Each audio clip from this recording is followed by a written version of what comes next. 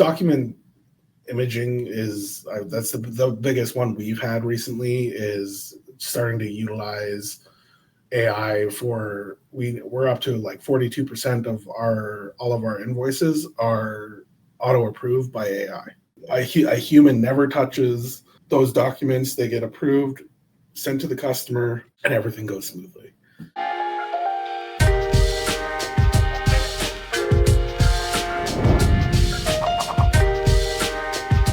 All right, welcome into another episode of Everything is Logistics, a podcast for the thinkers in freight. I'm your host, Blythe Milligan, and we are proudly presented by SPI Logistics. And with us today, we have James Lemon, the CFO of SPI Logistics. And we're going to be talking about a very important topic around this time of the year and really like any time of the year, and that's financial literacy for agents and probably just brokers as a whole across the industry as we face a very challenging freight environment. And that's kind of, to put it lightly, because there's so many things that are affecting the current freight market. So this is a perfect opportunity to kind of get our own ducks in a line and control what we can control. And that's on the expenses side of things. And then also from a marketing and sales standpoint, because obviously SPI Logistics is very good with their marketing and sales and creative outreaches and approaches. So we're going to get into all of that today. But first, James, welcome to the show.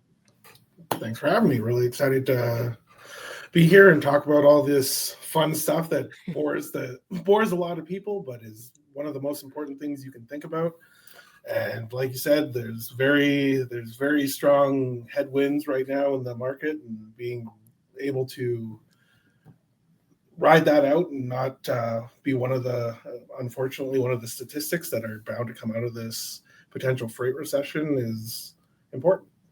Yeah, because I think I was reading a lot of reports, especially over the last week, because a lot of movement has been made, especially on the carrier side of things, which is causing a lot of brokers to, not rely, or maybe not rely, but they've been relying on the spot market. And so that's kind of, proving to be a little bit more challenging for them, and especially from geopolitical tensions and things you can't really control. But I think some of the best advice is that you can't, what's the quote? You can't control your revenue, but you can control your expenses. And so from that standpoint, I would like to just kind of sort of, come out of the gate, with I guess, strong. And that is, for the current market that we're in, what are some maybe red flags or green flags of that you're working for a company that is strong financially? Well, I mean, the biggest, the canary in the coal mine most of the times is when you start getting calls from your carriers saying they're not getting paid because the broker, they're going to say, oh, we're having trouble with paperwork, or, oh, we're having trouble with this and that, or, well, we don't have an approver in house. But if it continues to happen, it's a sign of broader issues where they're trying to now stretch their payables to try and steal cash flow essentially from the future. And I mean, especially if you're an agent working for a broker and you start getting those phone calls, that's a sign that maybe something's happening. Your service levels might start to drop because they're going to have to lay off people. And then, so now they don't have as many people to service all of your customers or even service you as an agent. And if you start seeing those things happening, it's a sign that there could be a problem. And I mean, right now it's a very tight freight markets. Rates are supposed to come back, but they've been saying that for 3 years. And unfortunately, I think this just might be the new normal. So if that's the case, and the companies are expecting it to come back or hoping it's going to come back and it doesn't come back, there's going to be some brokers that just all of a sudden go under because the freight market just doesn't bounce back like everybody has said it will for 3 years. Yeah, I wish I would have heard that advice years ago. I worked in-house at an asset-based brokerage, and I was executive assistant, so I heard some sort of rumblings from, here and there. But admittedly, I was very not strong in finances or even, just acumen in general. I've gotten better at it with age, but I still feel like I'm very much a novice. I do wonder, there probably are plenty of brokerages out there that, maybe are going through this similar thing where they're having a lot of closed door meetings and you're not exactly sure. You're hearing from other people that you're running out of runway, and you hear all these things, but you're saying one of the canaries in the coal mine is the carriers calling and asking for clarification on their payment terms. Are there any other things that maybe would kind of signify that maybe something else is going on within this company? Well, I mean, it's harder when especially for agent based. It's harder because you're not in like a bullpen area where you're gonna hear, like you said, you're seeing a lot of closed door meetings. All of a sudden, the the staff list is getting smaller and smaller, and a lot of the times, if you're not like in it, you won't notice those kinds of things.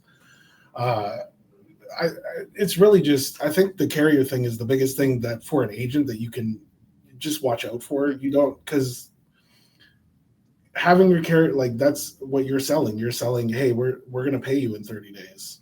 And if all of a sudden you're telling the carrier that you're going to pay them in 30 days and it's now 40 days, 45 days, 50 days, and there's no real reason for it, they're going to stop hauling your loads for you. And then now you're going out to the spot market. But then all those carriers are reporting to things like DAT and all these things, and they're seeing that their days to pay is starting to increase. So less and less carriers are going to want to haul for you because they're thinking, well, I can haul for broker X and get paid in 30 days, or I can haul for you and get paid in 50 days. So why am I hauling for you when I can haul for broker X and get paid in 30 days? So it almost sounds like maybe like a snowball effect that's going on with some of these issues, where it starts at that maybe 10 to 15 days and then it evolves from there. Well, absolutely. And I mean, now that technology is more and more pervasive within the industry, it's a lot easier for those metrics to get to the reporting agencies, because in the past, it was only like the only people you would report to is like D&B, and nobody reported to D&B because they're so expensive. But now we have things like Insonia and DAT and Truckstop. They're all tracking days to pay, and they're all now being or incorporated into financial technology companies like TriumphPay and all these things. So it's a lot easier for them to know this information and disseminate the information to everybody within the network, where that wasn't the case in the past. So what would you suggest to be like maybe a plan of action or controlling what you can control when you do start seeing, these little canaries kind of start popping up? What should you start doing? Maybe you're in-house, or maybe you're a freight agent working for another, company, and obviously not, SPI. But what would you suggest that they start doing to maybe start putting their ducks in a line? I mean, the easiest thing, you just ask questions. Like, call into your support staff and say, I'm getting all of these calls. What is going on? Try and see if they'll get answers. And if they're not going to give you answers, try and go up the chain as far as you can to try and find out what's going on. Sometimes there is a reason. Maybe they switched billing systems and they're having, like, it happens all the time. Everybody thinks you're going to just flip a new technology on and it's going to work seamlessly, and it ends up being a disaster. And yeah, sometimes that'll happen, and that's why they're not getting paid. But if they start avoiding your calls or ducking your calls, or they're giving you blanket answers that don't actually have any substance, that's a bad sign. And then maybe you start to look at other avenues for what you could do, because I mean, in logistics, there's a job for you anywhere if you want it. So it does, if you're getting worried, it doesn't hurt to see what else is out there, because you never know. It could be, especially if you're an employee, one day you are an employee, the next day you're not. And then if you've already done your work and done a little bit of homework, you can bounce back right onto your feet. But if you don't, you're a little bit behind the eight ball when something like that happens. Now, for some of my former and even current broker friends, anytime I mention, why haven't you gone out and just, become your own agent, or worked for a freight agency, the first question that they typically ask is somewhere around taxes. Like, oh, I don't want to, I like, being a W-2 employee. I like, not having to worry about my tax bill at the end of the year. How do you, I guess, sort of talk through those types of people when they have that initial concern? Are taxes like a huge issue that freight agents have to be worried about and occupied with? I mean, I would suggest if you are going to do that, you find a good accountant And I mean, it's going to cost you a little bit of money, but in the end, you're going to make more as an agent than you are as a W-2 employee, because you're getting a way bigger split of the revenue. The biggest thing is taking the risk, because I mean, I personally, I could not do it. I have a family with young kids. I'm obviously an accountant, so I'm very risk averse. I couldn't not know where my next paycheck's coming from. But if you are in the sales space, odds are you're a much bigger risk taker than I am. And yes, it is scary to go out onto becoming a broker and not knowing if your customers are going to follow you, or if you're going to have the same sales levels as you had before, and maybe your pay might go down for a little bit. But in the long run, you have unlimited potential, because now you're not capped by any ceilings. You don't have only 10% commissions because you have a salary. You make what you kill, or you eat what you kill. So you are out there, you can make as much money as you want. You have a good tax accountant behind you who's handling all the other things for you, so that that's not on your mind. Because you as an agent, you don't want to be thinking about, oh God, I got to pay my taxes next week. You want your accountant to be like, hey, here's what you need to pay, and this is all you have to do, and you just send them a check and you're done.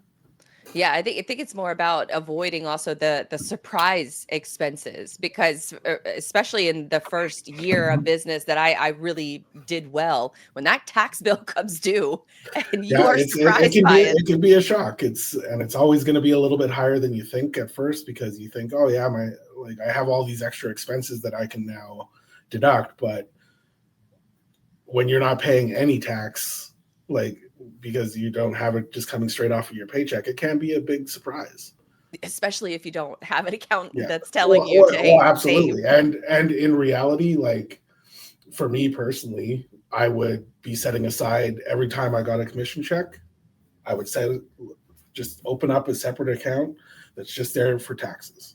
And you transfer 10, 15%, 20%, whatever you feel comfortable with, transfer it into an account, make sure it's a savings account so you get a little bit of interest on it, and just let it sit there. And then that way, when your tax bill comes, it's not like, oh man, I got to come up with $15,000-$20,000. It's like, oh, I have this account.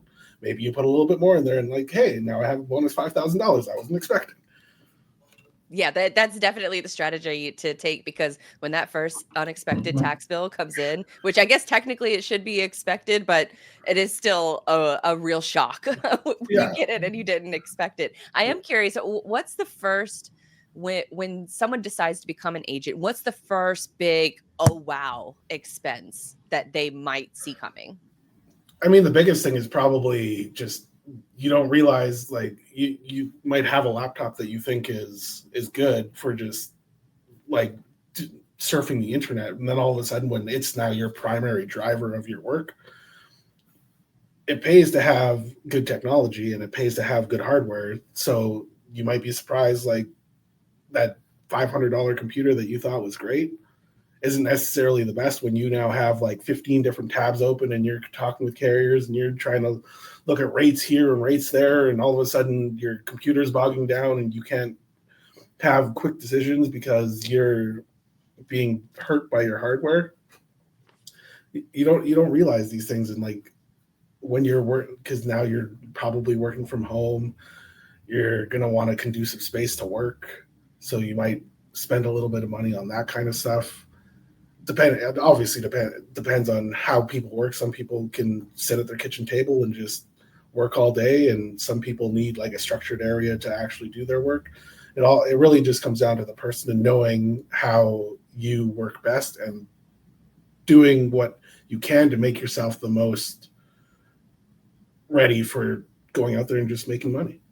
So you want to be thinking about getting an accountant. You want to think about, having some good, laptop or a good desktop, a good work area to get work done. So you want to think about those two big things. And so what is there, maybe a savings that you should maybe be thinking about too, if you're an in-house brokerage, and you want to go independent? It definitely doesn't hurt, especially because the ramp up time is always longer than you expect. You expect your customers are just going to be able to come over right away.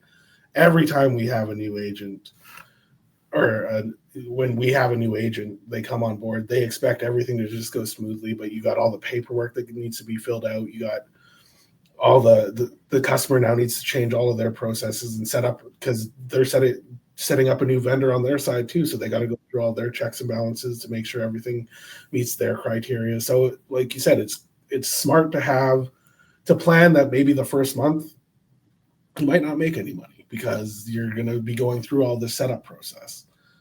So have a little bit of a rainy day fund so that if that does happen, you aren't all of a sudden scrambling, because we've seen it time and time again where an agent will come on board thinking everything's going to go smoothly, doesn't get a paycheck for 3 weeks, and just goes back to being a W-2 employee because they were too afraid to keep going, which I don't blame them. Like I said, I could never do it myself. It takes a brave person to do it.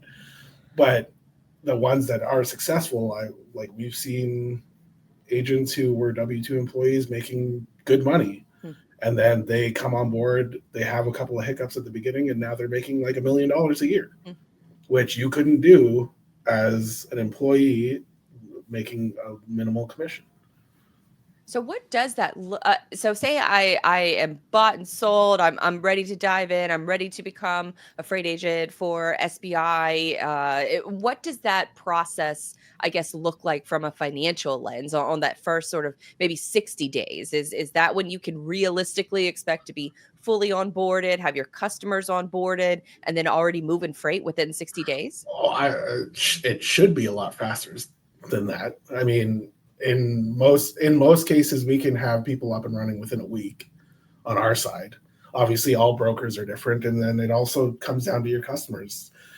If you're dealing with large companies, that onboarding process, it's kind of faster for us because they're a well-known quantity, but them onboarding us as a vendor can take more time because they have certain quality standards and everything that need to be met. And it's a lot harder to get on the phone with people who can actually help you because they're a large corporation. So they have lots of middlemen in between. So, but if you're a smaller company or you have smaller customers who can onboard quickly, like, yeah, we've had agents who onboard and are moving loads the same day.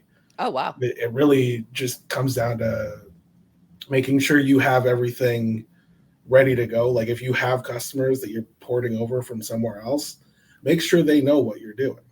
Tell them like, hey, just a heads up, I'm planning, and tell them ahead of time. Let them know a week in advance. Like, hey, I'm planning on doing this.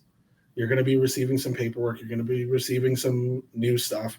Can you help me expedite this so that we can keep our relationship going smoothly? Yeah, because I would almost imagine that I would be maybe a little bit nervous about telling my customer that maybe I am moving, but then it's almost like a level of reassurance that the agent has to provide and SBI has to provide to some of these customers. Or are you guys more making the sales pitch of this is going to actually be better for you as a customer to come with us on this journey versus maybe exploring other options? Is the sell to the customer that important too? I would absolutely say so, because I mean it is a lot of work for them to get set up with new companies, and I mean some of them won't care, and like you said, it is a little bit of a risk because maybe they don't know. So maybe you're working for a big brokerage, and you're going to maybe a little bit of a smaller brokerage, and they've never heard of it before, so they might have some apprehension. But the biggest thing is if you have a good relationship with your customer, they're going to bet on you. They're not going to bet on your broker. Yeah, that makes sense. What about as far as like the current market conditions? We've been hearing about a freight recession for a little while. We've probably been in one for we just haven't exactly defined it because everybody's Yeah. afraid to say the word. Yeah, But what? nobody wants to admit it. Right.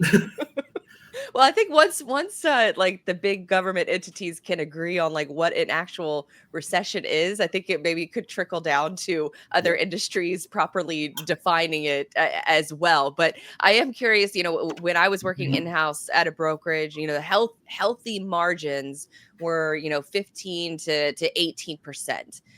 Are those days gone? And is it, maybe like 10% margins of what we're looking at? I've heard as low as 8%. What does a healthy margin look like in brokerage right now? I mean, it really comes down to like everybody's different. Like we have some agents who do 10-12% margins. We have some agents doing 25-30% Oh, margins. wow. It depends on what your load mix is, what kind of commodities you're moving, what value levels you're moving at. I still think the 15 to 18% is where you want to be, but it's definitely getting harder to achieve that. Like rates are lower, and I mean it's because rates are so low. It is easy to go out there and you just try and find cheaper or lower freight costs for the customers because everybody's trying to move stuff because everybody's terrified of the potential recession. So everybody's just trying to grab market share where you're seeing, like you said, 8-10% margins, which is insane. Like how is a broker working on 8% margins, especially if you're an agent-based broker and now your portion of that is very, very small. And the cost of running a brokerage is really, really high right now with all the technology costs and insurance costs and everything that just keeps going up and up and up and up. So, like, if you're working for a broker who is fine with 8 to 10% margins, I mean, maybe they're super lean in the back, but also that could be a sign that something could be wrong or could happen really quickly because if they're only getting 2.5% of the total gross profit on that to fund all of the stuff that they need to fund, that's not a lot of money. Well, that brings me into my next sort of group of questions, and that's around just sort of like, what does a freight agent P&L look like? The profit and loss statement. What are some of maybe like those top, expenses versus those top revenue items? I mean, obviously, revenue is going to come from their customers, but are they dealing with 10 customers or 2 customers, or is it kind of just varies agent to agent? Varies agent to agent. Some have one customer who's their primary source of revenue. Mm. Some have, like, we have a few agents who are in the hundreds of customers who they're dealing with. I mean, but those people also have big teams, so they have big expenses for covering the teams, having an office space. But those are good problems to have because that means you're being very successful. Is it for expenses? Is it more on like the insurance side of things? Is it Well, technology, or do they even have to worry about that with being with SPI? with SPI, you don't have to worry about any of that. We cover all the technology, we cover all of the insurance, we cover everything. The only expense they have is where they're working and what they're working on. They just, as long as they have an internet connection, a computer, and a cell phone, they're good to go to work for us. That's why I just speaking at a turn, but that's why I don't understand why people are freight brokers and not a freight agent. It kind of I, maybe goes I, back to what your earlier comment was, risk averse and Absolutely. Like it is a scary jump to make, but like our CRO says all the time, being a freight agent is a license to print money. So I just don't get it. I feel like it's the best like entrepreneurial opportunity for a lot of the freight brokers that I've known throughout my career. I'm like, why didn't you just start this earlier? So it is cool to see maybe more of the market shifting in that direction. I guess maybe that's sort of a high level question. I'd love to hear your perspective on like what do you think sort of the state of freight brokerage looks like right now, and do you see it evolving into mostly an agent game? I, there's always going to be people who want the dependability of a paycheck. Mm, So I don't think the employee model is ever going to go away. mm. And I mean, the employee side does have the benefits of we're a cradle to grave shop. So, but when you're an employee base, you can have carrier sales reps, you can have customer sales reps, you can have all that other stuff. Where when you're agent based, odds are you're all cradle to grave because you can't really provide those services for them. So I think there's always going to be a healthy mix, but I definitely think more and more people are going to see the benefits of being an agent, and it's going to become more and more of an option that people take because I mean it has the potential to make you a lot more money. Now, when we're looking at, this is October just ended. We're recording this at the beginning of November. So a lot of folks have either already finalized their 2026 budgets or are currently working on them right now. What does, I guess, a typical freight agent budget look like? Is it, just office space? Is it equipment, employees? And then you don't necessarily have to worry about any other expenses? Or is Yeah, the I budget mean, if sort of you, simplified? especially if you're just the one man show, you're not really thinking about any of that. You don't need to, because like I said, all you need is your laptop, your cell phone, and an internet connection, and you can literally work from anywhere. We have some agents who they'll go on vacation and they're working at, they're taking phone calls at the beach That's awesome. because they they have Wi-Fi and they can do that. I mean, the biggest thing is just making sure that you're forecasting, like, your custom. Like, you need to know what your customers are, what your customers' budgets are, because sometimes, like, do they have somebody new in transportation who's now looking to change their freight budget and lower their freight costs, and you need to be cognizant of those things, because if that happens and they go to an RFP and you're one of those agents who are doing the 20-25% margins, and now all of a sudden they're looking at their freight spend, if you go in at 20-25%, you might lose some of those lanes because you didn't make the connection that, hey, they're doing this for a reason. They're doing this to potentially lower freight costs. And because they have somebody new in-house that you don't necessarily have the relationship with, where maybe you had it with the old person, which is why you were able to charge those kinds of margins. Now if you're not keeping up with what your customer is doing, you have the potential to lower your revenue on that customer, because you might lose a lane, you might lose the customer because you come in too high. It's just being cognizant of those things. Now, with your role, you have also been heavily involved in the technology side of things. I mean, we're recording this on a Monday, right before TIA Technovations, which is the conference I believe that you go to each year, or try to, Every year, anyways, every and year, every single year. And every so year. I'm curious what your take on the overall sort of technology aspect side of things is. Where are people maybe over investing or under investing when it comes to freight tech? Well, I mean, if you're going to talk about freight tech, you got to talk about AI, because, I mean, at Technovations, that's going to be every session is going to be Drink about every AI. time you hear the word. Yeah. Can we pass out by You're not going halfway to be through? standing by the end of the conference. I mean, technology that's one of the reasons transportation is so fun right now, is because it's a technology gold rush, because transportation went from everybody hating technology to the last 7-8 years. Now all of a sudden technology is booming and there's new tools left, right, and center. And the biggest thing is, don't just, all the presentations are going to look amazing, but when you're going into demos and you're going in to see these tools, make sure you're asking questions about how it will work with your business processes, because every broker does things differently. And they're especially for us as an agent-based model, we go into a lot of these tools and they say, oh, it's going to work great. It's going to work great. And then we say, well, we're agent-based, so we can't mandate that our agents use any technology, because they're their own independent entities. We can't say you must use this or else, because then they'll say, okay, bye-bye. So a lot of companies, they don't think like that. They just assume everybody's employee base and it'll work for everybody, but that's not always the case. And then, I mean, if you're going to talk about AI, I think there's been a big change in AI, because before, 2 years ago, when the AI boom started, AI was going to do everything. Like every tool, AI was trying to replace the entire process.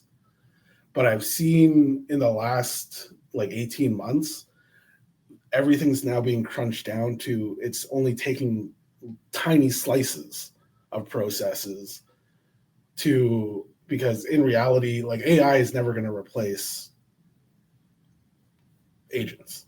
It's never going to replace brokers, because AI can't handle when things go wrong. It works great when it's a standard shipment, everything goes smoothly. But as soon as something goes wrong, the AI can't handle that. So using AI, but AI is a necessary thing for any broker. You gotta, like, if you're afraid of AI and you're afraid of technology and you're afraid of what it's going to do, you're going to get left behind. But the most important thing is you use the AI to help make you better. That's what, like, at SPI, that's what we're trying to do. We do have a few AI tools that we're using, but we use it to empower our people. We're not replacing people with AI. We're empowering people so that they're not necessarily doing all the mundane tasks that don't take any brain power. Why are we spending their time and efforts on those kinds of things when they can be doing much more complex things that are more interesting for them and also more revenue generating or expense saving on our side? Where are you see you mentioned when AI is involved in like some of the I guess smaller processes or built into the business processes. Are there any specific examples of where you're seeing it actually make some real impact? Well, I mean, document imaging is that's the biggest one we've had recently, is starting to utilize AI for, we're up to like 42% of all of our invoices are auto approved by AI. Wow. So a human never touches those documents. They get approved, sent to the customer, and everything goes smoothly. Uh, I mean, it's in scheduling assistance and all those kinds of things. It's just utilizing the tasks that like take time but don't necessarily provide any value, and trying to find a tool that can replace that time and make it so that you can do something much more valuable with your time rather than trying to schedule appointments or all those kinds of things. Yeah, because I would definitely, especially in my business, there are instances where it has made a dramatic impact. The perfect one I use every time is transcribing like social media clips. I used Mm-hmm. to have to do it. I used to play the video, pause it, play it, pause it, and then in between, I'm typing out exactly what the person is saying. That the Yeah. fact that it does it automatically now has saved me so many hours. And for a lot of the people out there who sort of poo-poo on the benefits of AI, or the lack thereof, and that it's not actually proving anything. I said, well, and first, I think you have to kind of adjust your definition of AI, Yes. and then from there, you can attack certain business processes. To your point, where it's going to make a dramatic impact. I do not want to be sitting around and hand transcribing podcast episodes in order to But, to but make the podcast and listenable. again, like, but AI isn't infallible. So make sure that you're actually, like, all of these processes, make sure that you're still spot checking. Yes. Like, especially like in your transcribing thing, make sure you're actually reading what it's transcribing, because especially when you have people who have slight accents and all those kinds of things, like, it can think it said something that it did not, like, the person did not say, and it can look really bad if you Right. actually put that out there. So Yeah, yeah, always make sure that you have a human in the loop. yeah, definitely check on those, because especially when it comes to like names and companies, we Mhm. still hand verify those, or Yes. manually verify those. But the perfect explanation that I've heard is that AI can do great at the messy middle, but you have to be the one to start it. You have to be the one to sort of reprompt it and reprogram it. But if you're as long as you're involved at the start and at the end, and let AI kind of take over that messy middle, then that's where you'll find like I guess the sweet spot when it comes to using technology. That's, I'm curious with on the shipper side of things, because we've heard like more shippers starting to become more cognizant of the shipping process. They want to know more about driver qualification and who's hauling their freight, and important questions like that. But I've also heard you talk about shippers becoming more tech savvy too, or freight tech savvy. What are I guess maybe the tech solutions that shippers care about that maybe are a little surprising?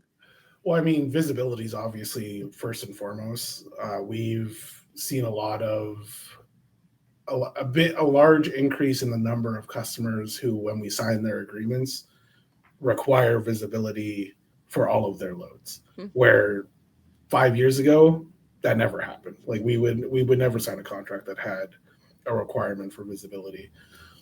And I mean, because technology is becoming so much more pervasive, there's a lot of requests for EDI and API connections, which I think are awesome. Like the more interconnected you can get with your customers, the harder it is for them to leave, because now you have all of that work already done, and in order to move to another provider, they now have to do all of that setup again with somebody else.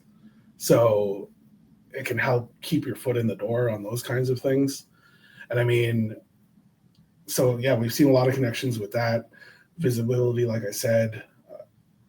And I mean, we're seeing more and more companies go to load boards on their own internal side, where I mean, there's benefits and there's downsides depending on how you like to bid on your freight.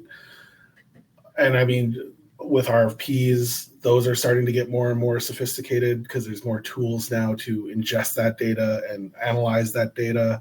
And now because they are happening so much more frequently, shippers have started to invest in those sorts of technologies because they're doing so many more, like what used to be a once a year RFP. There's some customers now doing them quarterly because rates are so in flux. I mean, now, like I said, we're sort of starting to see where everybody's expecting, like nobody wants to lock in for a year because the rates are going to go up. But I don't know, are they? Yeah, who knows? I mean, it just feels like you mentioned earlier in the show about, maybe we are just in a new normal, but I feel like ever since 2020, we've been kind of wondering, like, what does even normal look like? And I don't know that anybody knows. And obviously those purchasing habits right after, sort of some of the lockdowns started to end were, you saw this interesting, I guess, move from people spending in the goods economy to more of the services economy. And then I think everybody expected that pendulum to swing back to goods. But maybe we are, like you said, kind of evening out with it, with goods and services alike. Do you maybe see that as far as the habits of the population for, the next couple of quarters? It's definitely possible. I think service might go down a bit only because of all the fear out there of a recession. And so people are going to stop spending on experiences so much because they're going to get wary of potential downside of, I mean, when you look at the debt ratio of both sides of the border, obviously I'm in Canada, so ours is not the same as down south, but the debt ratios that like households are now carrying are so high that they're a lot more sensitive to all of this talk now and of a potential recession because you're worried that, okay, now how am I going to pay off my credit cards because I can't go do that trip to Disneyland because I don't know I don't know what's going to happen with the economy. I don't know what's going to happen with interest rates. Yeah, because I mean, especially on the Disney side of things, they're not getting any cheaper. They're only getting more Definitely expensive. not. That and groceries are the two things are always going to get more expensive. Amen to that. I feel like that's a social media clip right there. Switching gears a little bit to the marketing and sales side of things, how are you seeing agents adapt to all of the turmoil or potential of turmoil that exists in the market? Are you seeing them marketing themselves more, selling themselves more, doing more cold outbound? What talking to agents, how are you seeing them adjust to the current market? Well, I think the biggest thing is their focus on their existing customers, making sure that they're essentially reselling themselves to their existing customer base, so that because there is all this turmoil out there and all this talk of rates and all this, customers are being bombarded every day by 15 to 20 other brokers trying to get their business. So it's important that the customers you have, make sure you have good relationships with them. And if your customer base is starting to go down, pick up the phone, do the cold calling, send out emails, send out anything you can do to try and get more business, because there's no time like today. And there's, with the looming potential of a recession and all this other stuff, there's going to be companies that unfortunately don't come out of this alive. So be ready to, when that happens, be ready to pounce on, because all of that business needs to go somewhere. And it's up to you to be able to go get it.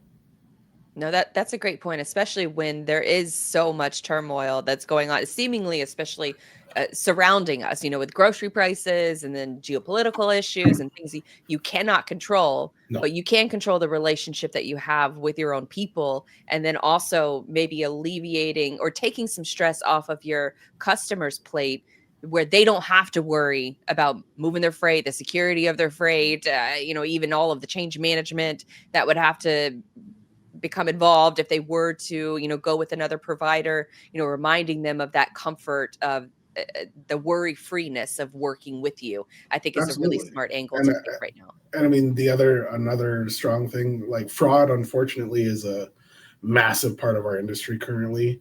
So sell up the tools you're using to try and alleviate fraud. If you're using an onboarding process, I don't want to name any names, but if you're using onboarding processes that monitor those kinds of things, sell your customer on that. Teach your customer that they should be monitoring the carriers coming in and out of their facility. If you tell them ABC Trucking is going to be picking up the load, the person on the dock who's loading that should be confirming that ABC Trucking is the actual trucking company picking up your load. Because we've seen it time and time again where our agent sets up ABC Trucking, DEF Trucking comes in to pick up the load because they have the pickup number somehow, some way. The person on the dock doesn't pay attention to that because they got a reference number. They said they're picking up the load to Ohio, and they have a load to Ohio, so they're like, all right, here you go, and all of a sudden now that load is gone.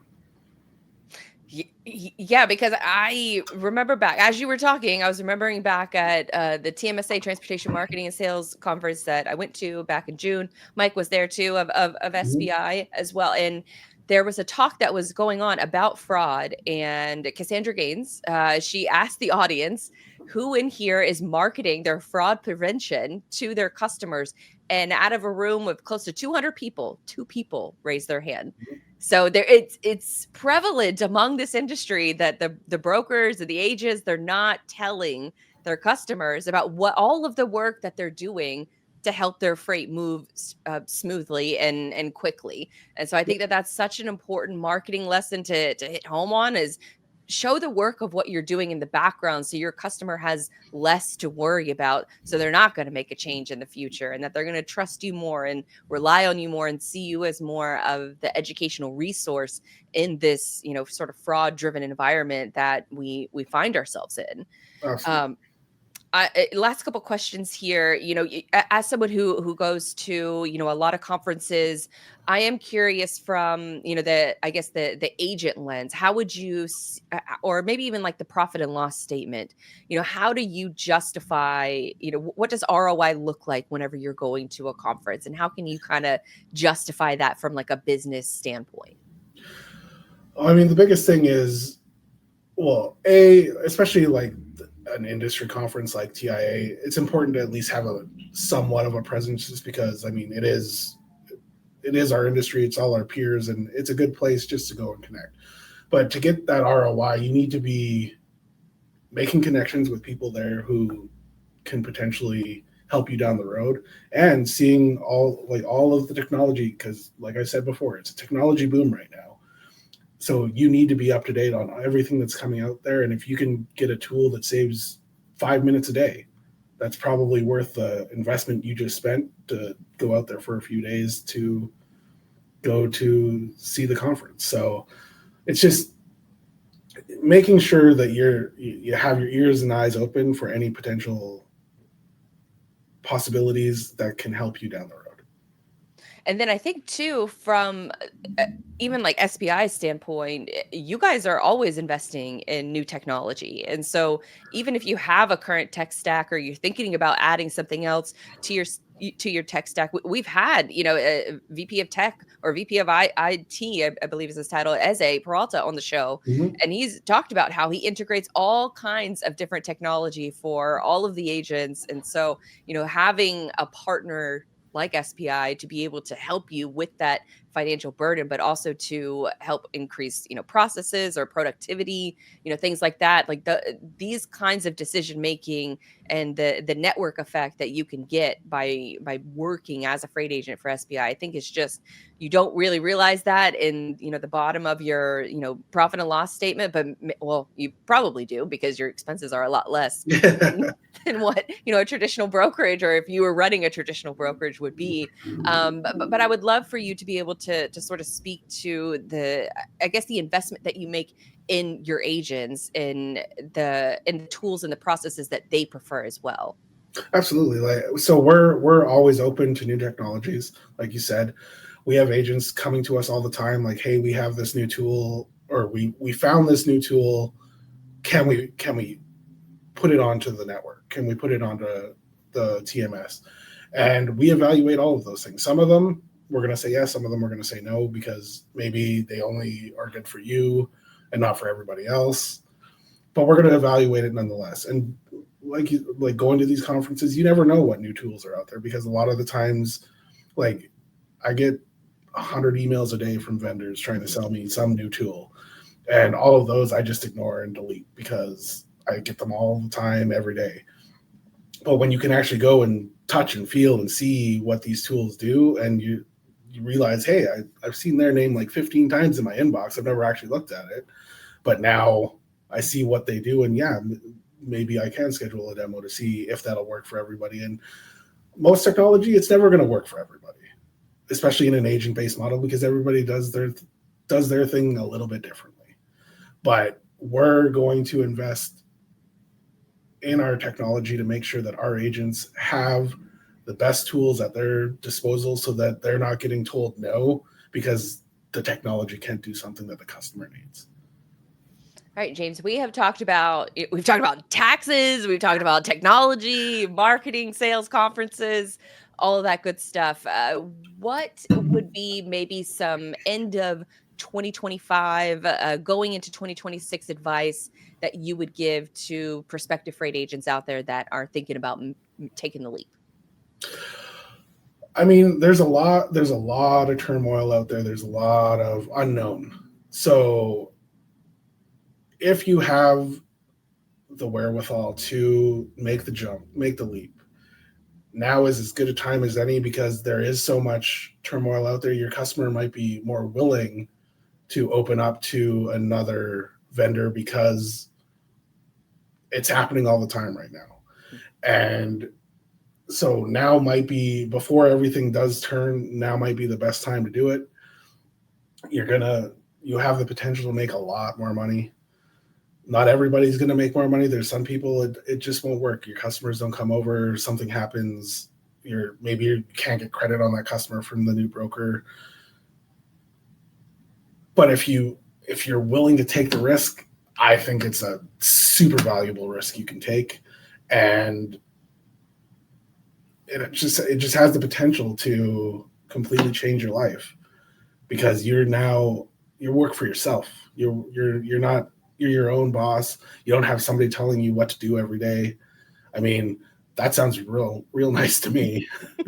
Well, I think too, with everything that you've talked about, especially with building the relationships with your customers and having them see you as, the trustworthy, knowledgeable person within this industry. If you are proactive in those conversations, then they're going to trust you to continue making the best decisions for not only for themselves, but also in turn for your freight as well. So I think this is all, just it's kind of the time of the year for like the housekeeping of Yes. looking at where all your money went and where it's maybe gonna go and where it's coming from, and making those adjustments and getting ahead of some of those New Year's resolutions. So I guess a final piece of maybe advice, or where folks can connect with you, maybe connect with you at upcoming conferences, all that good stuff. Where can they find you, James? Yeah, so like I said, I'm going to be at Technovations later in this week. I'm on LinkedIn. You can find me there. You can email me, jlemon@spi3pl.com. If you're a vendor, I'm probably going to ignore your email, but unless they find you at a conference. But you find me at a conference, I'm always willing to have a conversation. I surprisingly like to talk. So, I mean, yeah, and like I said, I'm on LinkedIn. You can connect with me there. I accept pretty much every connection on there. So, Yeah, same. I just accept everybody, and then all of a yeah, sudden I have no followers, and I'm like, what the heck? Oh, wait, they're all in the connections tab, not yeah, the following tab. So exactly. LinkedIn is a little weird in that regards, but it is Yes, the best networking platform, digital networking platform that our industry has to offer. So, James, this is great. This is very eye-opening as far as like a financial lens is concerned. So I am excited to kind of like dive into my books now and see what we have planned for 2026. So appreciate you and your time and the relationship, obviously, with SPI and being big supporters of the show. And so finally glad to get you on, and I can't wait to yes. get this conversation out to folks. Sounds good. Thank you.